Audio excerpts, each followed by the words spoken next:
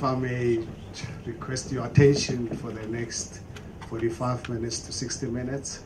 And first of all, let me really use this opportunity to really welcome you all to this fantastic venue, and really at the same time use the opportunity to thank Weber Wenzel staff and management for really hosting us in this first world facility.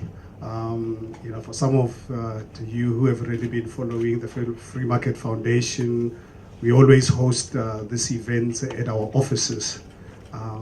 Because of the nature of the individual we're honoring this afternoon, the response was overwhelming, and Nick, a colleague of ours, started looking around, and fortunate enough, to Weber Wenzel guys, we're really happy to host us, for which we really like to really thank them for that.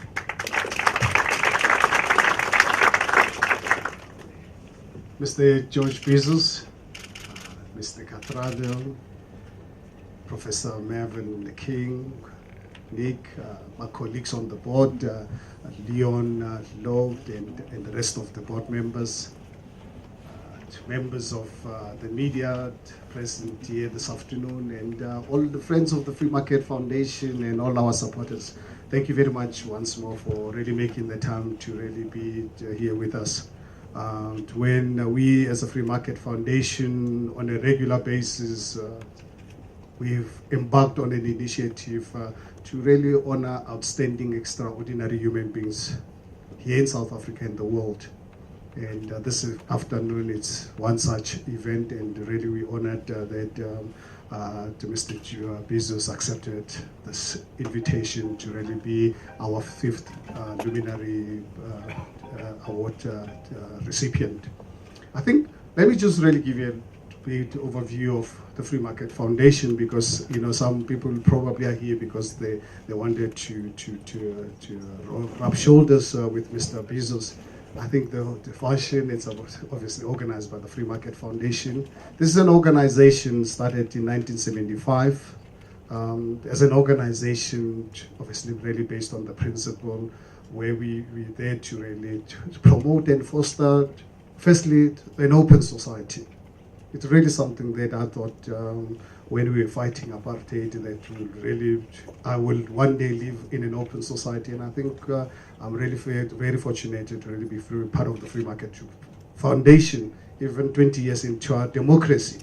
The promotion of the open and free society, it's really one of those principles that we believe, even now in our country, it's very important. The second principle that we there to promote and foster is the rule of law. If you want to obviously really destroy the country, you start first destroying the rule of law, which I believe is really another fundamental principle that we as a Free Market Foundation are here to promote and foster. We also there to promote and foster civil liberties, individuals to really be the best they can be. I thought the day when I hit this world 54 years ago, only to find that I was constrained by legislative framework as a human being to really be able to really exercise and be the best one can be. And I'm so privileged today. I'm still part of the organization that is there to really promote the civil liberties. Obviously, the fourth and the last principle that we foster and promote is economic and press freedom. I think press freedom is really very key for any democracy to prevail.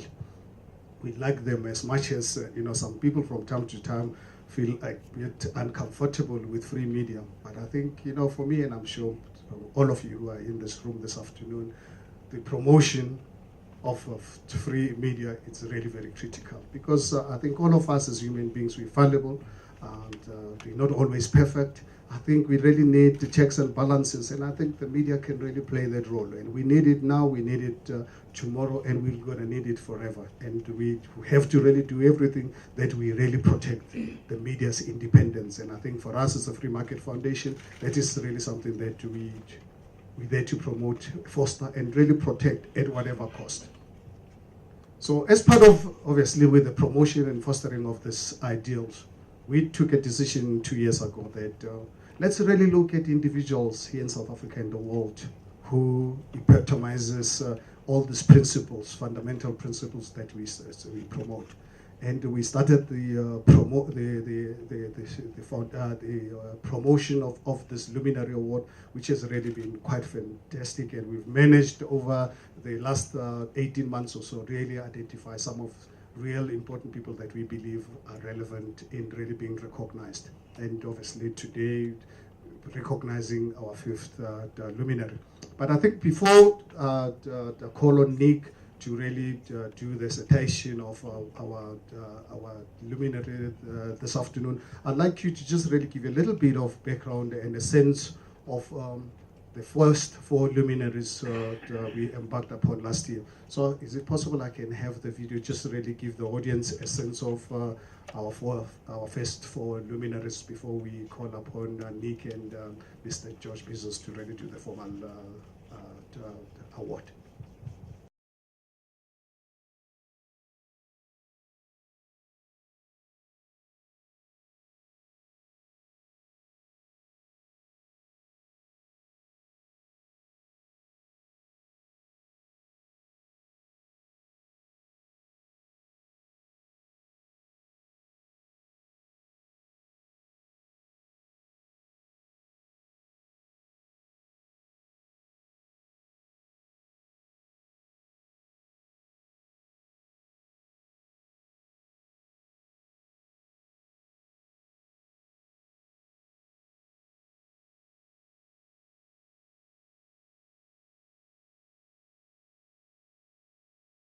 Socialism produced, the only thing it produced in great numbers would be mass murder and mass poverty.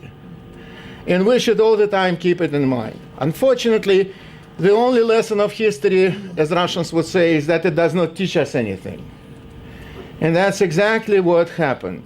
That all this dead, all these innocent victims, I think that our dedication of remembrance should be not to repeat these devilish experiments which these people were staged upon.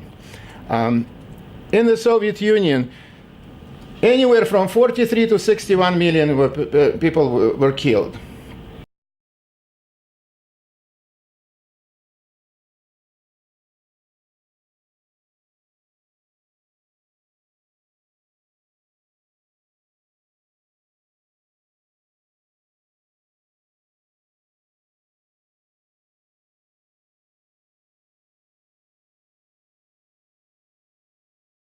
I want to make mention of the National Development Plan with its visions for where we could be by the year 2030.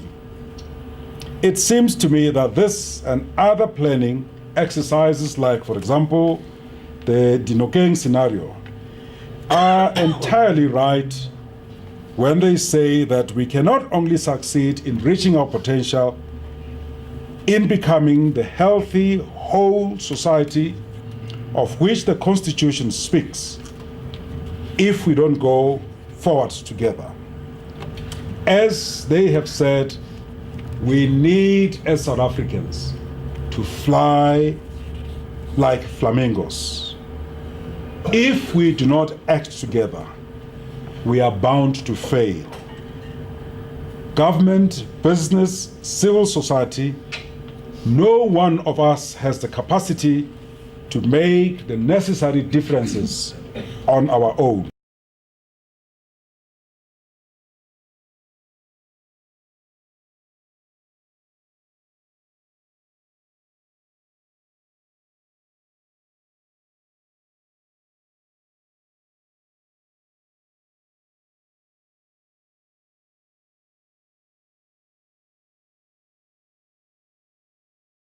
We talked to parents, we did a survey of inputs, and we did a survey of achievement to find out the quality of these low-cost private schools and comparing them to the free government alternative.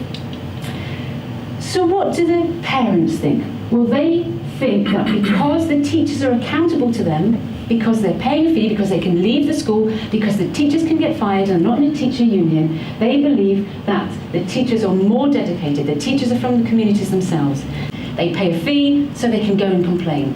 They can look at their children's books and they see how many times they're marked. In Kibera, when the parents were not very happy about the government schools, they felt they couldn't go and complain. It was given to them for free. And the teachers there didn't belong to the same community, so they felt alienated. One parent said, if you are offered free fruit and vegetables at the market, you know they will be rotten. If you want fresh produce, then you have to pay for it. That sounds like something Herman would say, I think.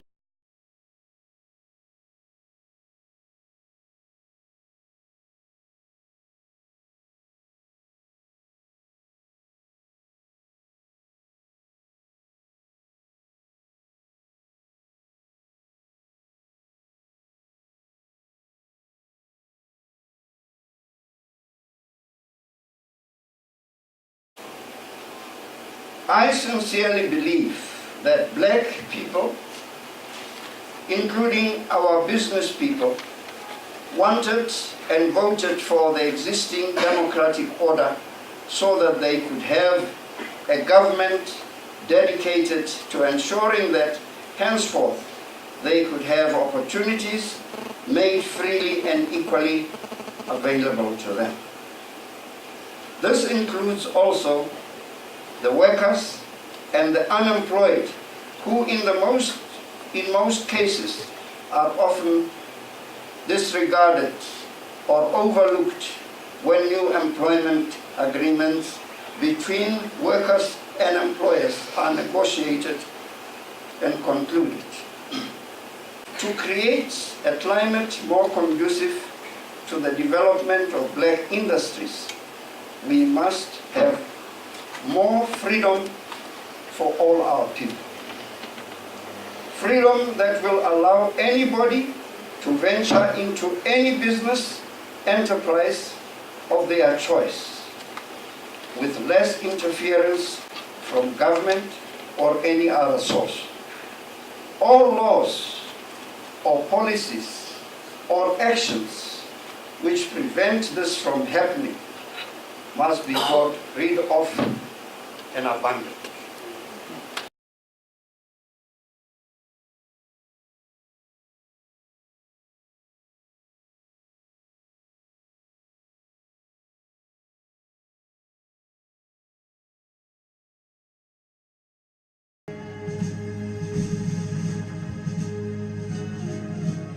Okay, once more, just really give you a sense of our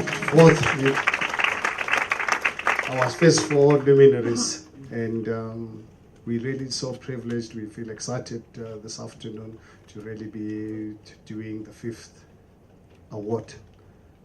Please then allow me to call Nick Frangos, who's the chairman of our luminary committee, to just really give us a citation of Mr. George Bizos and the reasons behind him being nominated for this award. Nick, can you take us over? Thank you, Herman. Good afternoon, everyone. Sounds like it's booming. In 1941, when George Bizos and his father landed in South Africa on a ship as refugees from Nazi occupation of Greece, there was no early warning signal that here was a person who was going to play such a meaningful role and participate in so many ways in things which changed this country very, very dramatically away from institutionalized apartheid into a much more free society.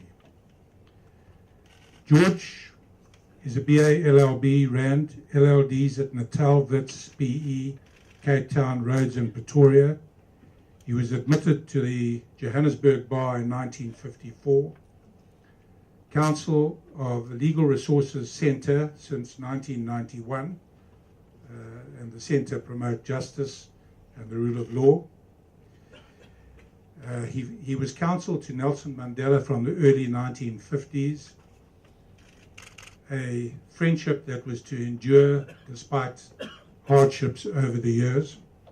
He was a founder member of the National Council for Lawyers for Human Rights, 1979 to 93, appointed by President Mandela to the Judicial Services Commission leader of the team which defended Morgan Tsvangirai on charges of treason, leader of the team to the Constituent Assembly to certify the Constitution. He's been a judge on Botswana's Court of Appeal, a member of the ANC's Legal and Constitutional Committee from 1990 to 1994, and participated in the CODESA discussions and drawing up of the Bill of Rights. He was counsel to the UDF leaders charged with treason, including Patrick Lekota and Popo Molefe. He is the author of No One to Blame, a record of the deaths in detention. Sidney Kentridge described George's role as always in the thick of the most forensic battles described in the book.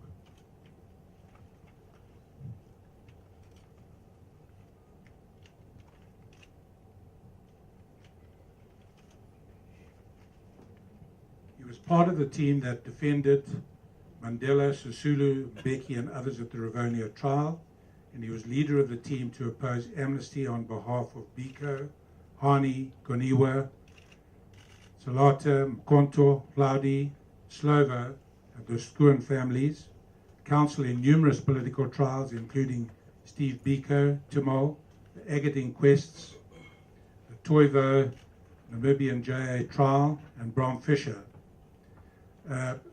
George wrote a book which you may have read recently called Odyssey to Freedom, and there is a foreword in that book by Nelson Mandela, who says that he and George grew to be friends over 60 years, and George is considered a member of the family. These are the words of Madiba. George identified with the struggle for freedom and defended victims of apartheid with integrity, great dedication and complete commitment. He was known for his tactical skills in matters of law. While in prison, he was a lifeline and conduit for Mandela to the ANC and the outside world. He played an important role in the writing of the Bill of Rights and shaping the new constitution. And he represented the government in arguing for the abolition of the death duty.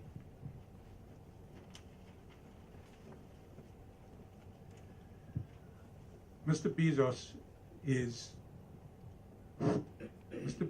is going to leave an enormous legacy in South Africa, and I could think of nothing more fitting to say about him than to quote three of his friends. Nelson Mandela said, "George was a wholly trusted confidant who unwaveringly shared our confidence that freedom for all and the dawning of democracy in our country was inevitable. My family are rather partial to their Uncle George." Sir Sidney Kentridge said, "No one did more than this great advocate to keep alive the ideal of justice in South Africa's darkest times." And Nadine Gordimer said, "When George Bizos won a case, it was not just a professional victory. It was an imperative of a man whose deep humanity directs his life." And I think that to have achievements and degrees are one thing, but when people talk emotionally about the humanity of an individual, it really strikes a chord. And I know that George has played an enormous role in education at Saheti and other places as well, and gives back just a huge amount to society. George, it's a great pleasure for us to call you up and for Herman Mashaba to present you with the 5th Luminary Award.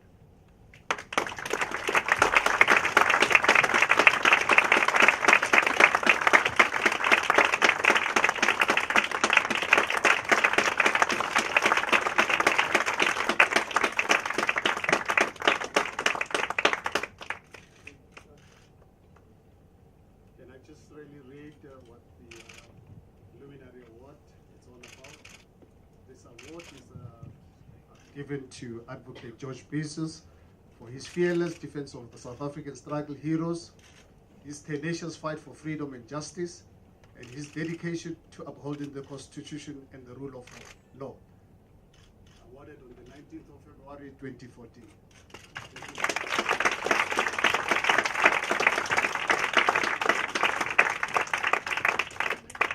It now gives me pleasure to introduce another South African giant, Mervyn King.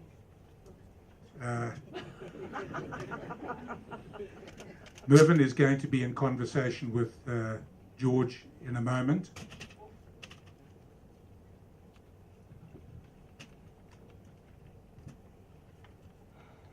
Mr. King is a BA LLB, cum laude, HDiP Tax at Wits, PhD in Law at Wits.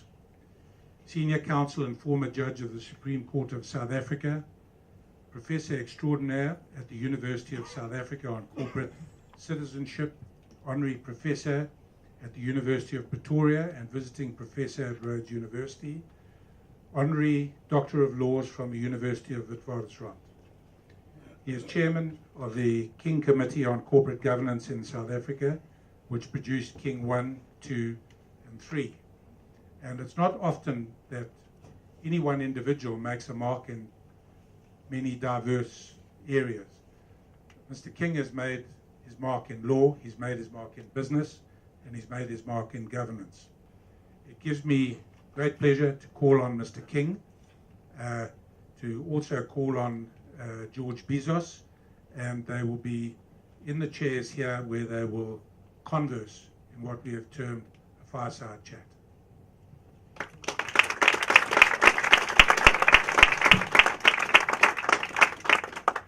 Well, George, congratulations. Thank you very much. I'm sure you would like to say a few words before we have a chat to the people. Well, first of all, you're going to cross-examine me. And I want you to disclose what I'm about to say. We had a case against one another. You for a very rich man, and I for a woman married to him who wanted, he thought, too much money. And the woman came to my chambers for a consultation. And she asked me, Mr. Bizos, how many distinctions did you get in your study of law? I said, one, but only one, but why do you ask? Oh, woe is me. My husband, they were living in the same house. My husband came home yesterday from a consultation with his lawyer, one Mervyn King. And my husband told me that Mr. King had 16 distinctions. And she must be sensible. His 16 distinctions are far ahead the lonely lawyer that she had chosen. Anyway, we settled quite favorably for the woman, if I may say so. You must have persuaded your client to be a little bit more generous than multimillionaires are from time to time. So, having disclosed that, I'm going to be very careful in responding to the questions or propositions by Mervyn King. I do want to say something by way of introduction. As you know, I was born in Greece. I am a Greek and I am a South African. The island of Ithaca, from which one of the Maori was descended from there, is Odysseus' island. They yearn to return to his birthplace after he took 10 years in the war and 10 years visiting ladies of some note along the way for 10 years before he came home. And when I'm asked, are you a Greek or a South African? My answer is, I have two Ithacas, because an African poet called Kavafi, born and bred in Egypt, wrote a poem called Ithaca, in which he says, don't be afraid to take the journey. Take it. And even though in the long run Ithaca may be your destination. My answer to those who ask me what I am is that I have 2 Ithacas. A typical lawyer's answer, so that you don't become branded. Freedom is something that grade 1 children in Greece learn about.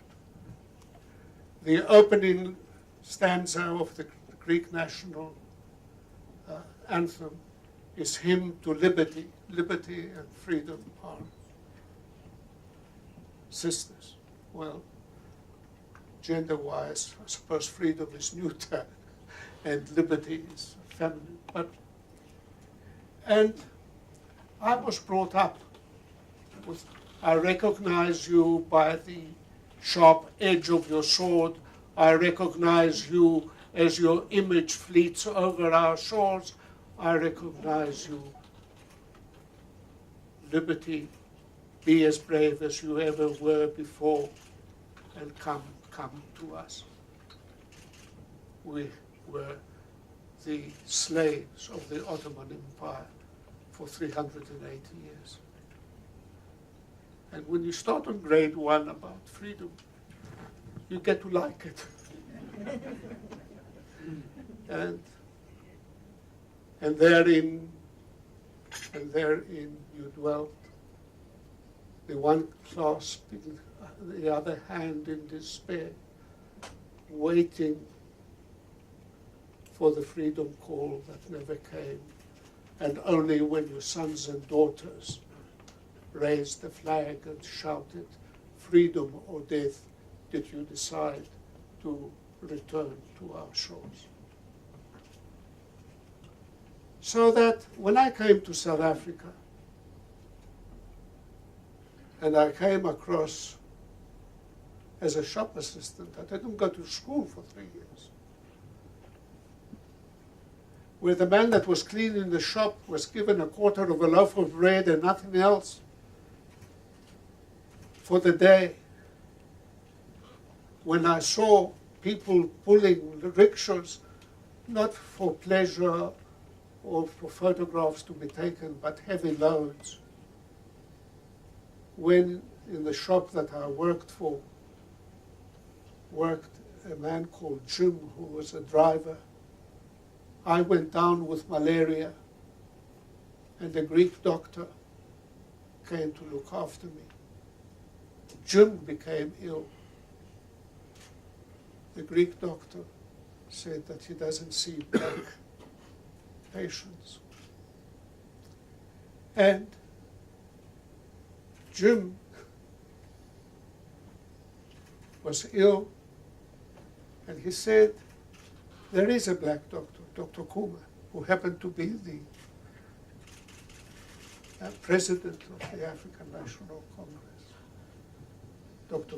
Kuma came to attend to Jim. Our rooms were adjacent in the backyard, but I, being white, could go to the first floor to shower. Jim had to wash himself with lukewarm water, which I brought from the first floor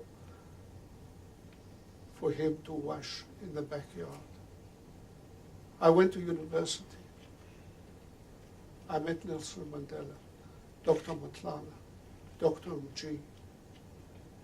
The student body consisted primarily of adults who had fought in the war and not people directly from passing their matric. There were black students. We could sit next to one another in lectures. Very few, only 8 in the law faculty when I started. But one student named de Klerk, not a president, just a synonym, when Mandela went and sat next to him, he got up and he went to the other side of the room. We couldn't have tea together. We couldn't eat anywhere together. We couldn't go on the same tram from Wits to the city or anywhere else. Couldn't swim in the pool. Couldn't swim. Oh, that's the uppermost. Couldn't play rugby. And I became radicalized at Wits as a lover of freedom. And one of the reasons why I responded to Nick, whom I've known, and I may say that had it not been for his uncle's generosity, I wouldn't have qualified at the university, because my father only earned a shop assistant's salary of £30 a month. So freedom is part and parcel of my life. And I want to very briefly say that I became radicalized at Wits. I see a young woman from the Beeld introduced me, and was surprised to hear a couple words of Afrikaans from me. But as soon as Dr. Malan came to power in 1948, there was an announcement that the universities admitting black students, Wits, Cape Town, Natal, would be closed to black students. We protested practically every second day, with Mandela taking part in the protests and making speeches and telling us about the African National Congress and what they wanted. They wanted freedom. Nkululeko. Whether it's Nkululeko, whether it's freedom or it's eleftheria in Greek, it means the same thing. And Dr. Malan in Parliament was asked by one of his number, what is going on at this university with all these protests? And Prime Minister Dr. Malan said that he had been in touch with the authorities. He was told that there is a bunch of leftists at the university, but he was assured by the leaders of the university that these leftists are few in number. They would soon be voted on office, and peace and tranquility will reign at Wits University. And the next day we protested in the Great Hall. We didn't have microphones. And I chose, as a first-year art student, to speak. I said this: if wanting equal treatment to our black fellow students makes me a leftist, I am proud to be one. I'm sure it was Exhibit A in the security police offices in my file. The leaders of the Greek community found out where my father was. They called on him and they said that you better rein in your son. He's bringing the community into disrepute. I relate this particularly because of my father's answer to them. He's over 20. It's not for me to tell him what to do. The rest is history.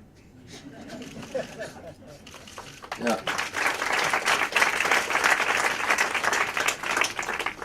Thank you for that, George. There's something else that's common between you and me. We both practiced together at the bar, but we both went to the same school. Affluent, yes. Because you and I came from poor areas. I think you were in Bez Valley, right? Drivel. I was in Domfrey too. And, you know, people used to say of us, you came out of Athlone either a man or a criminal. Now, do you remember that? And I remember at the bar, some of my first cases were pro amico in two famous criminal trials, not as famous as the Rivonia trial, but the Glazer kidnapping case and the Myers and Stamp fraud case, which were both Athlonians involved, our school, our fellow school people. But for the state appearing against me in the Meissen case was persecutor. And so you and I both appeared against him on several occasions. And I will never forget the Meissens corrupted people inside the Receiver of Revenue's office to sell their printed stamps. And Percy Ute, in addressing the court in aggravation of sentence, said to Himstra, who was on the bench, "My lord, these accused had the temerity to enter the sanctum sanctorum of the Receiver of Revenue's office." You see? And my response was, you know, how can you give an ecclesiastical cover to a collector of taxes being used for purposes which the majority of the people do not support? I wasn't received too favorably. So I introduced him to ask you,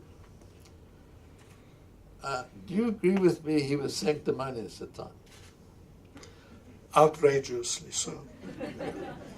What was the most sanctimonious thing that happened to me appearing against him? What was the most sanctimonious that happened to you appearing against him? Mervyn, we called at the end of the Rivonia trial in mitigation of sentence none other than Alan Paton, the celebrated author. And I'll tell you what he said. I know the main accused in the dock. They are honest and dignified people. They are the leaders of the vast majority of the people in South Africa. We whites will one day have to negotiate with legitimate leaders of the people of South Africa. Sentence them to death, and when we want to negotiate, we will have no one to negotiate with. Prophetic words. Up stands Dr. Utah, not Mr. Or any title. Are you a communist? No. Are you a fellow traveler? I will not try to imitate his voice because.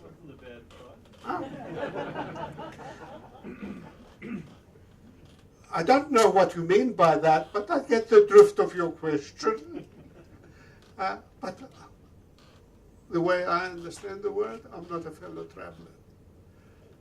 Do you know Ornstein? Yes. Oh, you know him. He's a communist. I said, he may be. I know him as a fellow member of the Defence and Aid Fund in Durban.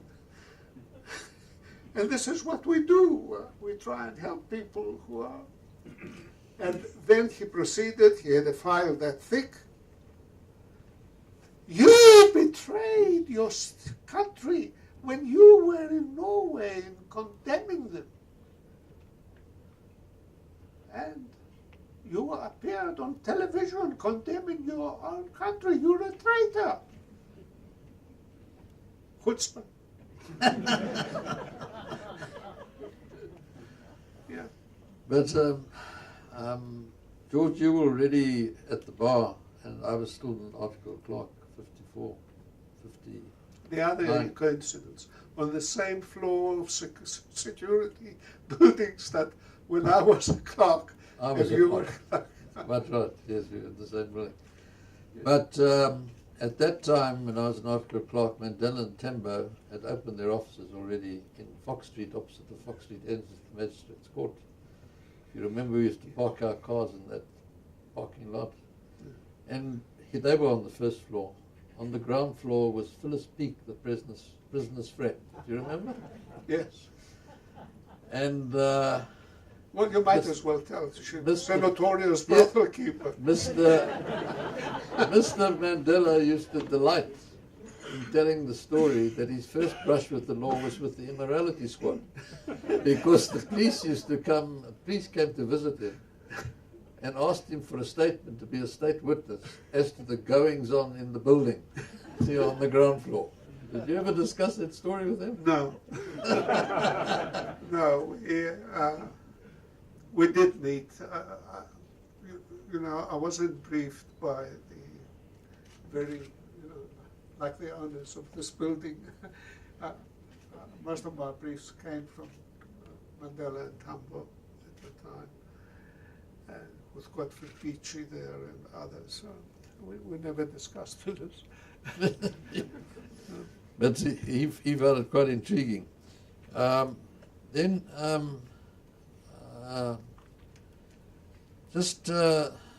The question of the Legal Practices Bill.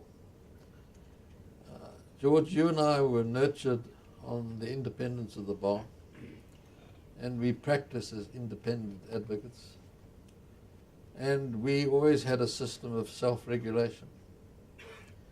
And the sidebar, the law societies, the bar council. Arthur Chaskelson, just before his death, spoke out against the Legal Practices Bill. Dealing with freedom and the rule of law, what is your view of the impact of this bill on the independence of our profession, for example? I think that one of the great institutions was the bar during the apartheid era. I came in '54. I was admitted to the prestigious group of Izzy Maisels, Walter Pollock, Boris Franks, among the top people. I want to take Izzy Maisels as an example in order to demonstrate how important it is for leading people at the bar to be concerned not only with the problems of the very rich. At the present rate, I think it's between 30 and 50,000 rands a day for the top silks. Maisels did take important cases for rich people, but he volunteered to do the treason trial.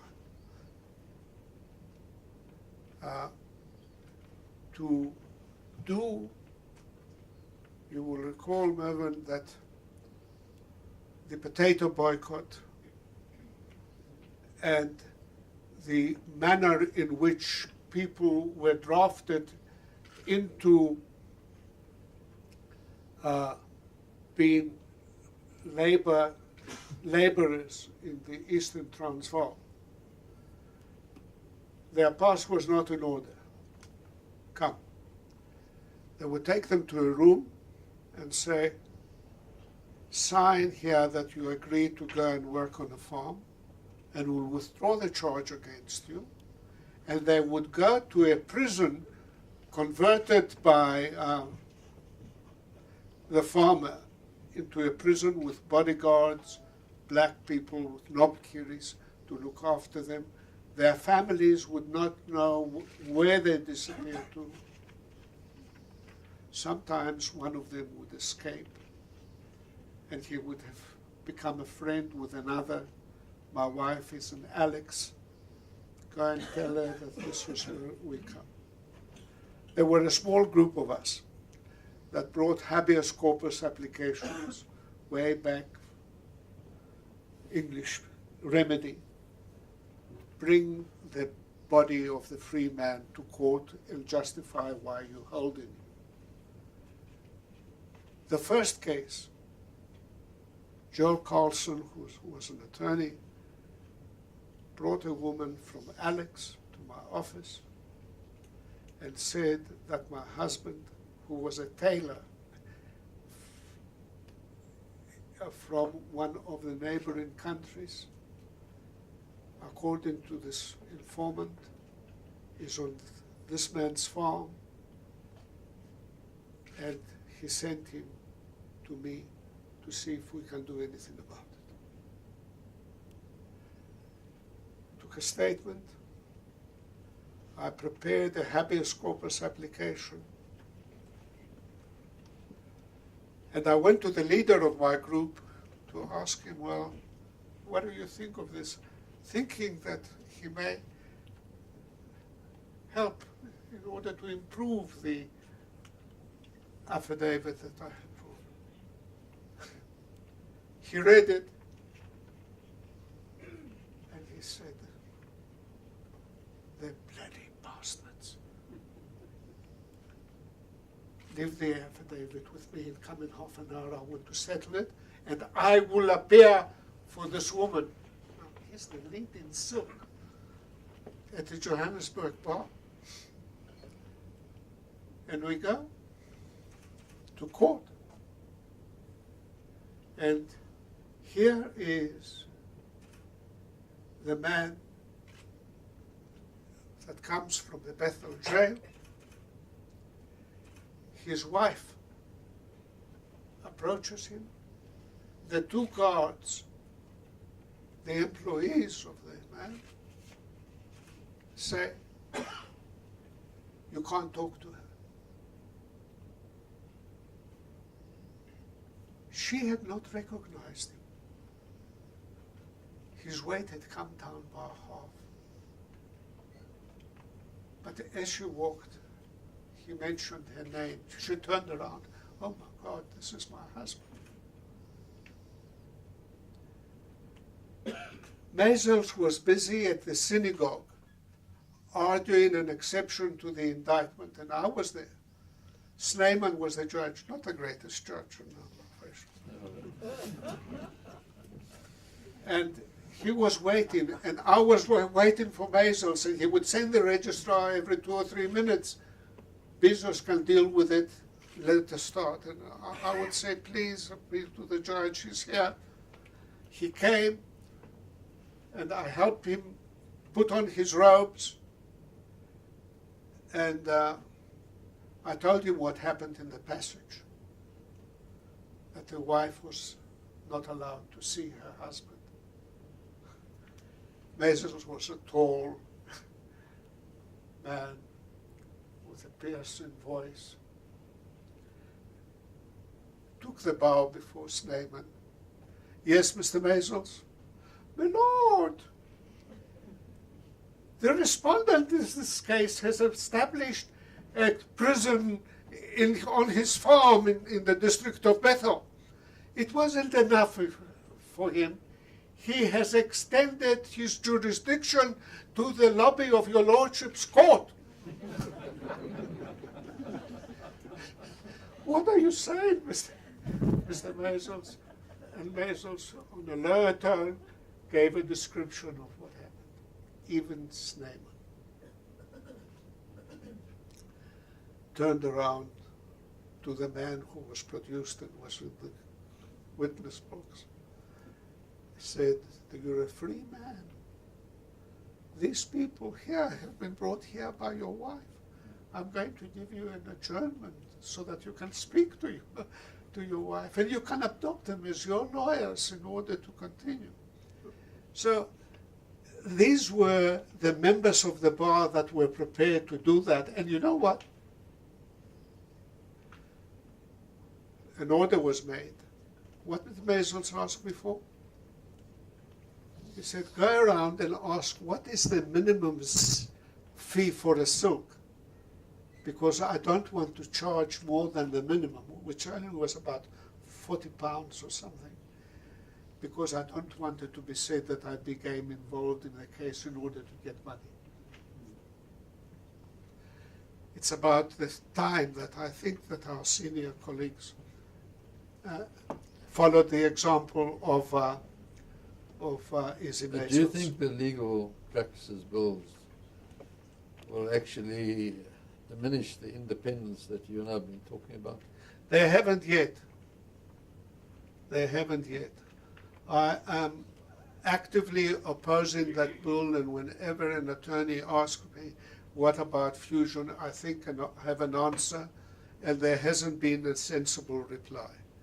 It will be counterproductive for most attorneys in the profession, because what is going to happen is that if the profession is fused, the top practitioners will be absorbed by the very large firms,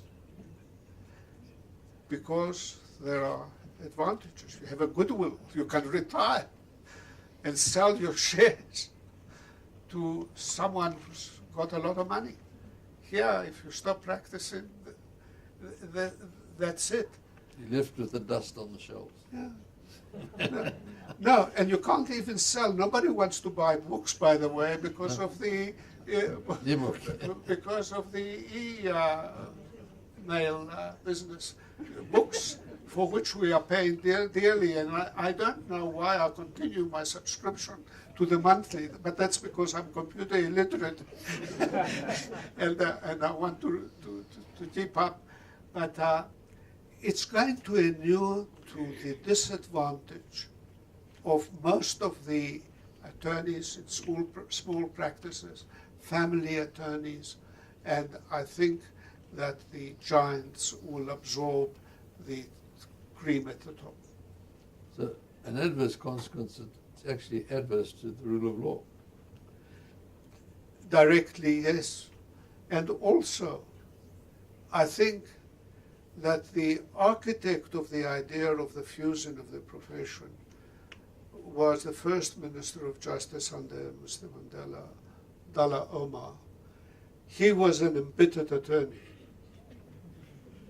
And one of the reasons was that he was the leader of the UDF in the Cape, and he was treated shamelessly when he decided to become a member of the bar in the Cape.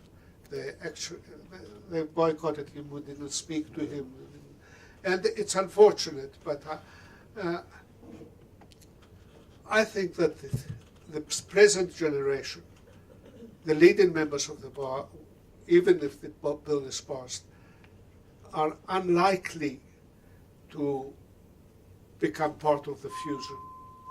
But as time goes on, I think if the law is changed, it will be an end to a very, very important part of the democratic process and justice to be done.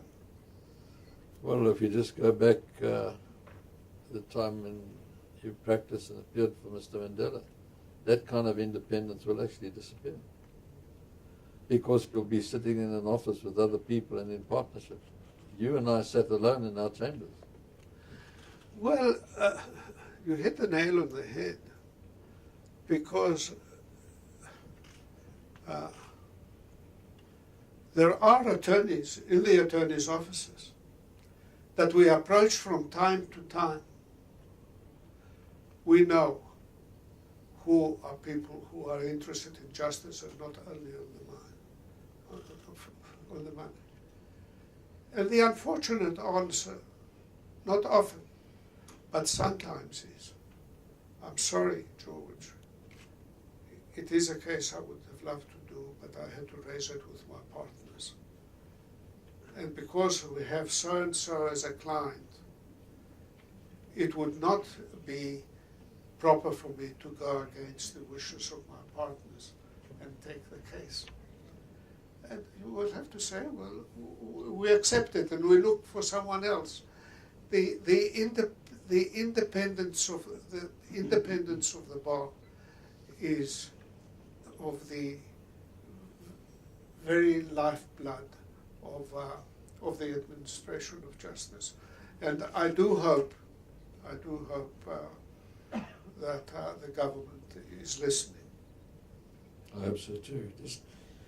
Let's go back to, you mentioned my distinctions, and my Society of Advocates Prize was signed by Bram Fischer, who was then the chairman of the Bar Council. And I think you and I will never forget when the Bar Council decided to remove Bram as a member of the bar. The chairman was Melville Fastinstein. And George, you and I will remember that they refused to give reasons. Do you remember that? Yeah. Well, Sidney Kentridge and Arthur Chaskelson, who were on the Bar Council, were against the application to strike Bram Fischer off the roll as a matter of urgency. Why? J.B. Foster, the Prime Minister, was sick and tired of criticism from the bar, and he made a public statement which I will never forget. This is a test for the Johannesburg bar. They're trying to teach us what to do. Their former chairman and their honored member is a traitor. What are they going to do about it? And they felt this to be what it was intended to be, a threat, that steps would be taken against the bar unless they took steps. Sidney Kentridge, despite their membership of the bar, appeared for Bram Fischer. They argued unsuccessfully on the basis of the Mandela case, who had been convicted of taking part in the Defiance campaign, and they persuaded Ramsbottom and another judge that you can be an attorney and you can be an advocate if there is no moral turpitude in the crime that you have committed. And Mandela, the Law Society applied for striking him off, and he got off because he said in his papers, truthfully, I didn't do it for personal gain. I thought that I was doing the right thing for myself and my people, and it's not a proper case for me to be struck off the road. And succeeded. But the vet who presided at the striking off application of Bram Fischer wasn't persuaded by the argument. And then, of course, one of the first things that we did after the changeover, that we passed an act giving the court the power to reinstate people. We did it. He was reinstated. And he was reinstated. And what was, for some of us at any rate, was that we approached the judge president of the Transvaal Gauteng and said, because he was struck off by the judge president, you, judge president, please consider whether you would hear the application for re-entry of Bram Fischer into the profession. And he said, certainly, and I will not do it alone. I will do it. I will constitute a court of which Bram Fischer would have been proud. He came with a senior judge of Indian origin and a newly appointed Afrikaner woman as the other. And when he invited the Bram Fischer daughters for tea into his chambers, he said, I'm sure that your father would have been proud of you in taking steps to have him reinstated, and also of the things that changed that enabled us to have a court such as it was. And incidentally, the young Afrikaner woman wrote the judgment. And I was there to note it. And she read out the final paragraph. She burst into tears.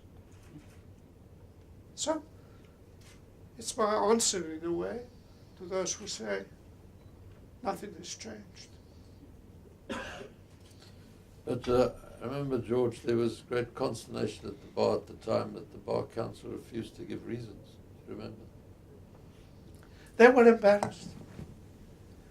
John Coker, who was next door to me, a member of the council, when he came out of that meeting and he voted for it, George, I'm in a bad state. Let's go over to the Shakespeare bar for a drink. And I said, John, sorry, but I was very displeased with it. But I don't think that going to have a drink is what I'm going on. But it's interesting today, under the Administration of Justices Act, they might have been compelled to give reasons today. Well, you know, if they were compelled, I'm sure that the reason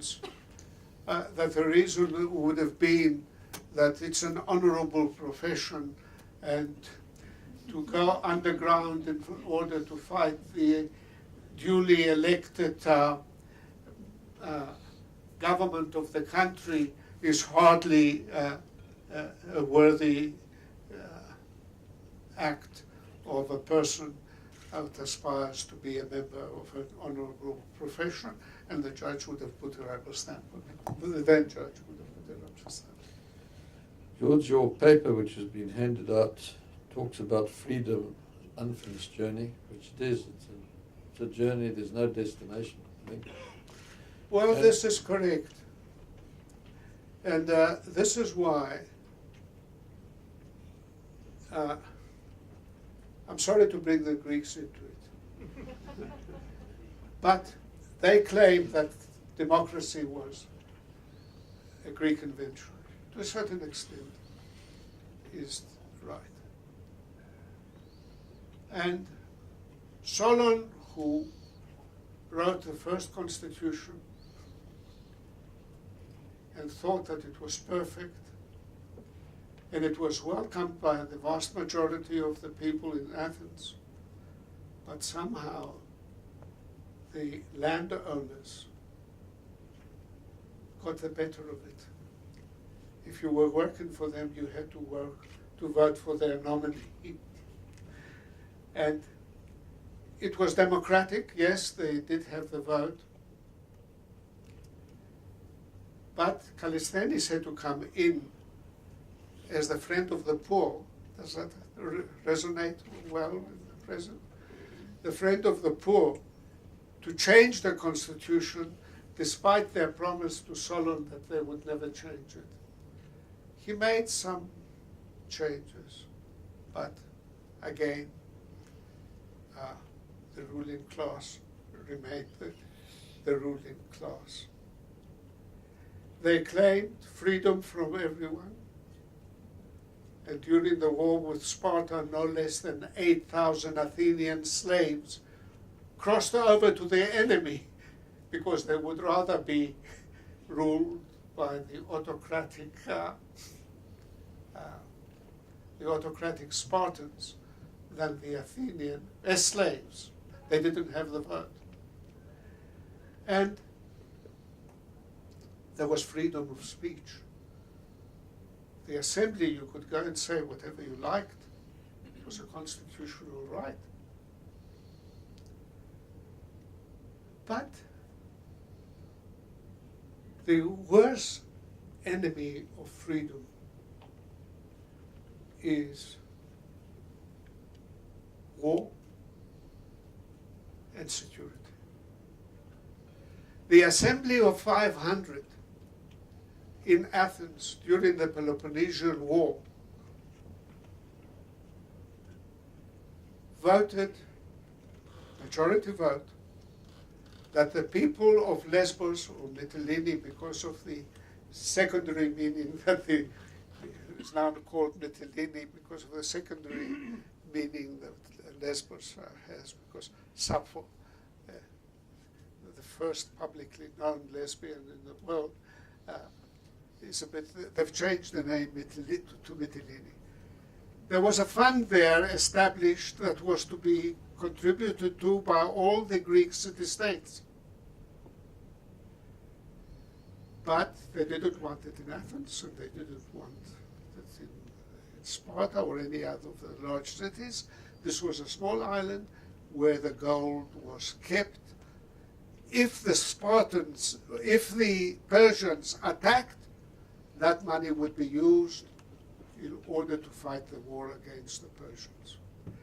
The Athenians, having control of the sea and control of this island, said to the islanders, give us the money.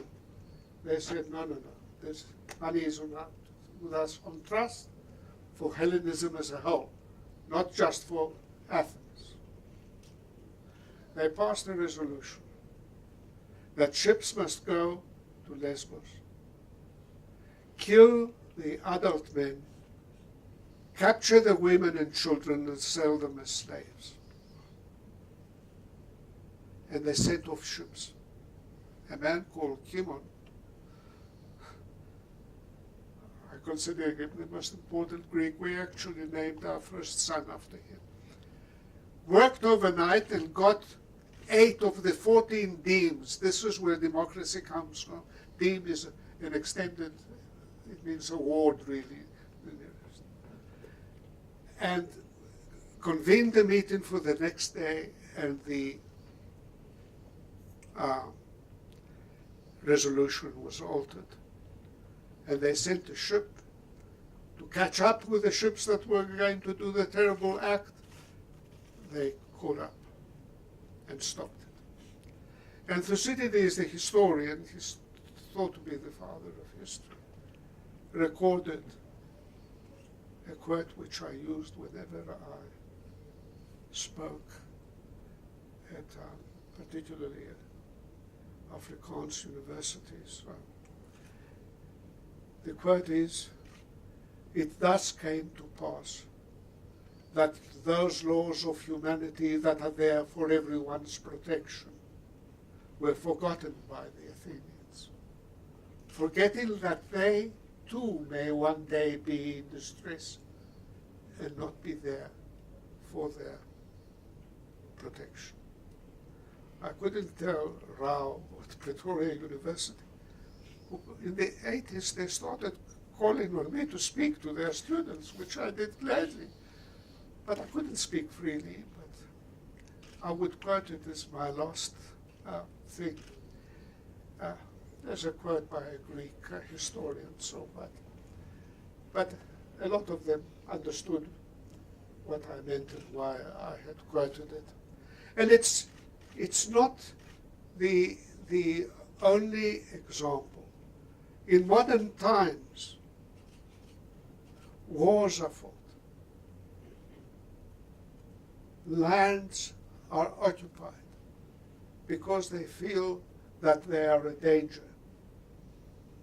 People are put in jail without trial in many countries which pretend to be democratic because they say they are terrorists, our country is in danger, our interest is paramount, never mind what the Constitution says. And if we have to create a jail outside our country, which we are occupying a portion of that country, and we do a jail, no. Say our country is free. You can do what you can say what you like. You can do whatever you like. There is there is a guarantee to free, just and a strong justice system. That's just outside us. And, 600 or so or 800 or so that we keep there is for our security. Security justifies the reach of fundamental rights. And we have it here. We have it here where people blame the Constitution. Had it not been for the abolition of the death sentence, the crime rate would have been substantially lower, because the death sentence is a deterrent. I was counsel in the death sentence case. Van Leeres and Woolcow, who argued for the retention of the death penalty, was asked by Arthur Charles Gerson, the then president of the, where is the evidence that the death penalty is a greater deterrent than a long term of imprisonment? He had 9 assistants, the Attorney General from all the provinces and big cities. He said, we'll give you time. Submit the evidence if you haven't got it ready. We had evidence that the greatest deterrent to crime is the probability that you will be caught and will be punished. The person who kills or commits any other crime would not do it if there was a higher degree of probability that they would be punished. Blame the Constitution.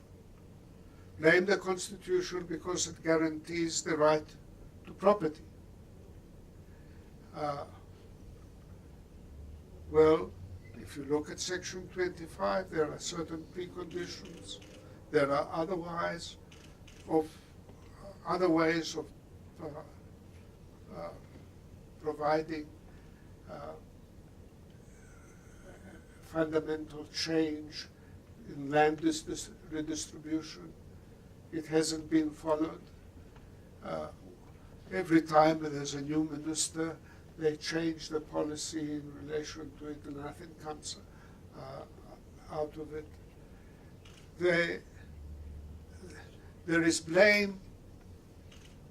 There is blame by, I know that I'm speaking to rich men here, but also there is blame against free marketeers who would, uncontrolled, would quadruple the prices of a particular medicine during an epidemic. This is why I think our Constitution wisely guarantees the freedom of speech, guarantees freedom of expression, guarantees freedom of the press. But there is Section 36 which says that there can be exceptions,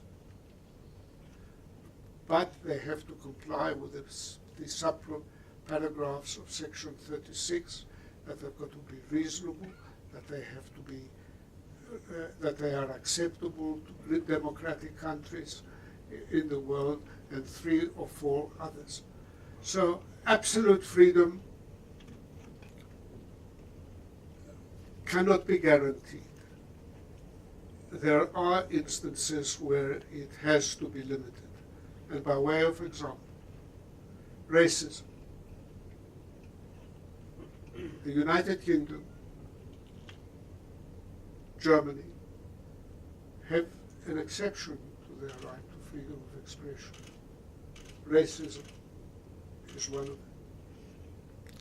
Only the Americans are the ones that say there is no limitation. But they too do not live up to it. I don't know. They didn't live to it during the Cold War, where they not only ostracized but punished communists and other people.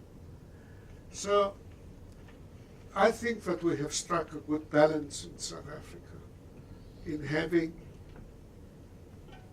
exceptions.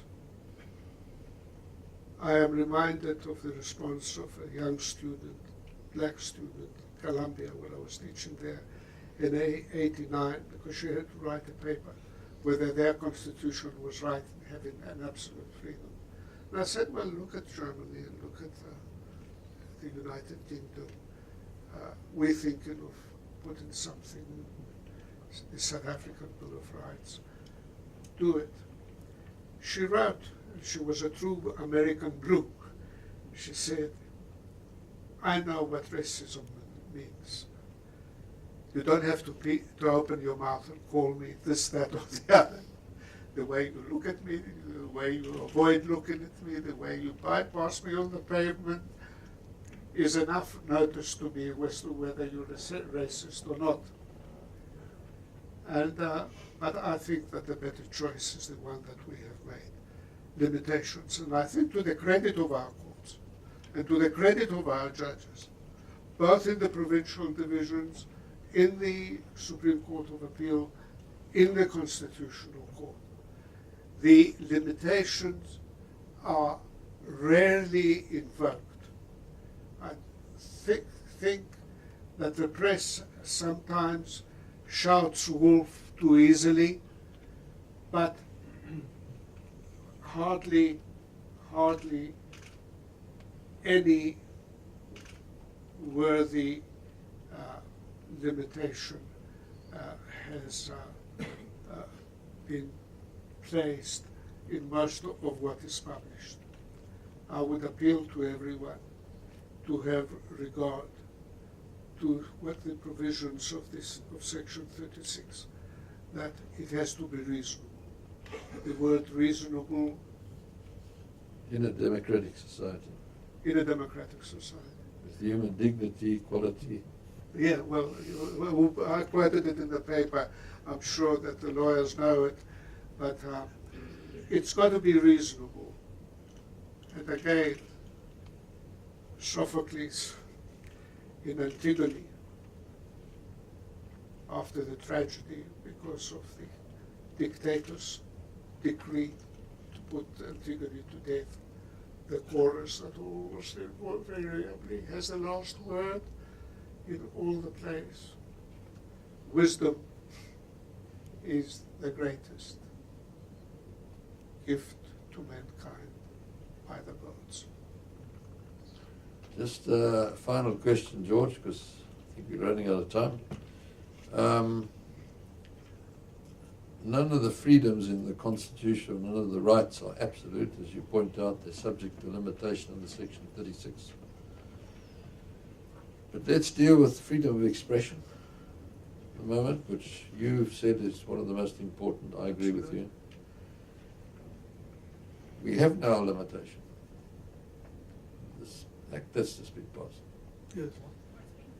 The act that's just been passed on freedom of expression about certain classified information the government can refuse to let the press publish. The court hasn't had a last word. They can go to jail for the 25 years, but the court hasn't had the last word on this. So the question is, what do you think the Constitutional Court is going to do?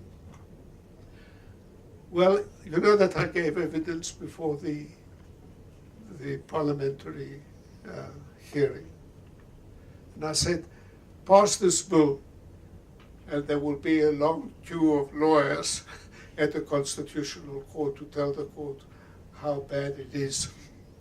And I believe that, and this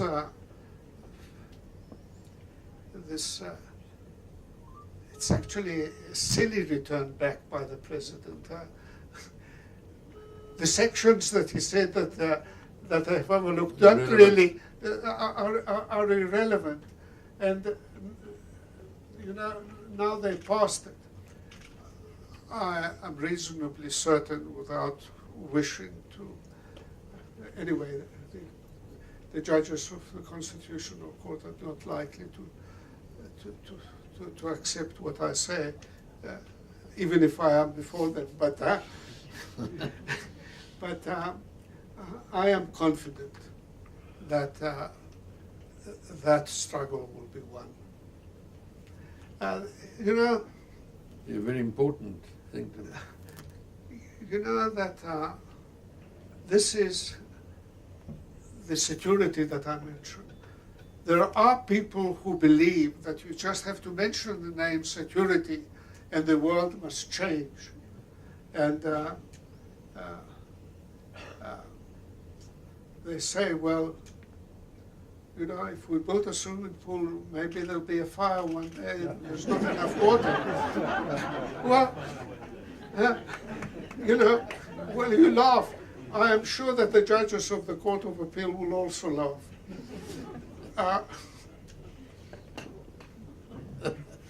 George, thank you very much. I'm sure everybody's appreciating it. I just want to say one thing.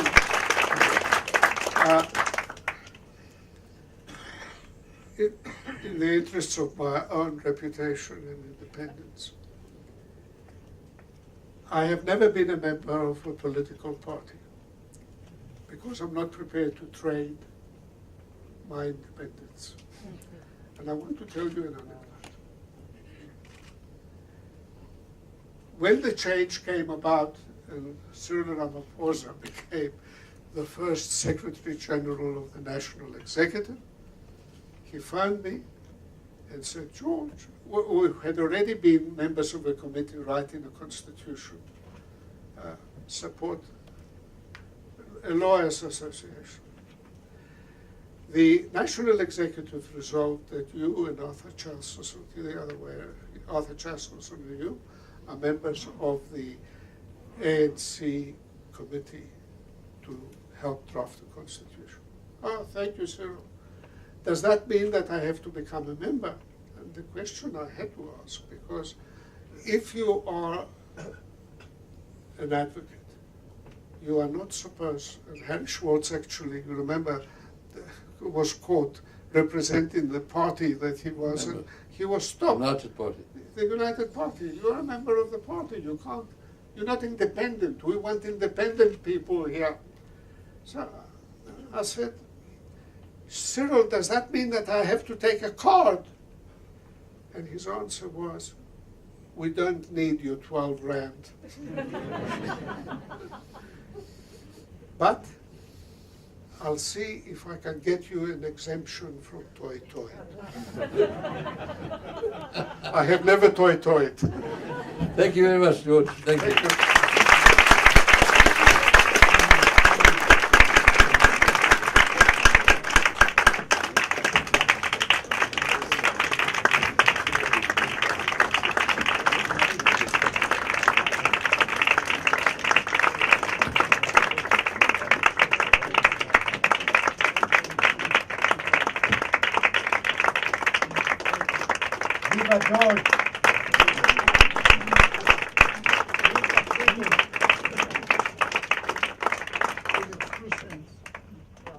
Ladies and gentlemen, I think